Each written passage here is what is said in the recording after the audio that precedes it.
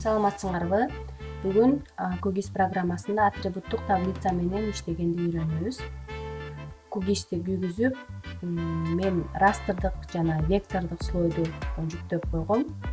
Мына биринчиси бул QGIS деп турат, жана экинчиси land use деп турат.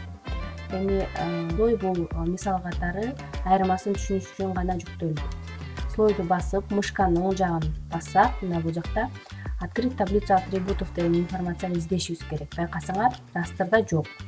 Ал эми векторду басып, мына издесек открыть таблицу атрибутов деп турат.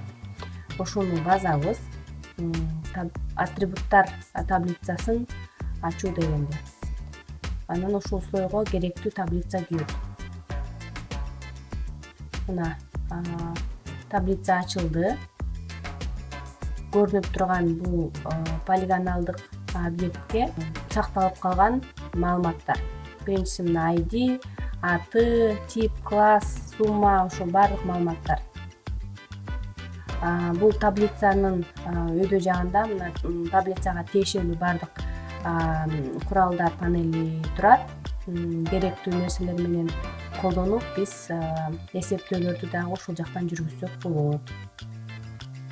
Мына бул жагын азыр таблицаны ылдый түшүрүп, эгерде көп санда болсо ушундай бул жагын жылдырып, ылдый жагын көрүп карасак болот.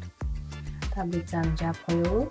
Эми мисал катары мына бул жакта группада слои деп турат. Биз мындай болгон точка түзүп алгам.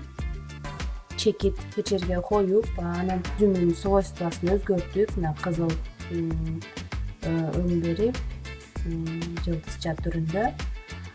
Эми ушул точкага биз атрибуттук маалыматтарды чогултабыз. Эми бул мисал катары гана, ошон үчүн аз гана маалыматтарды жүктөйбүз.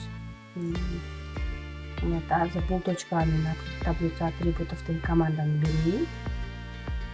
Биринчисинде мен дагы ID деп жаздым. Ага номерин бердим. Андан кийин точка деп туруп, мына почта деп аты берилди өзүнө. Анан жыл, канчанчы жылы курулган, же түзүлгөн, ошондук маалыматтардын баарын берсек болот. Эми булардын баары мисал катары гана түзүлдү. Кийин өзүңөр ушундай кылып точканы shape файлда түзүп алып, каалаган атрибуттук маалыматтарды жүктөп, сактап коюп иштей берсеңер болот.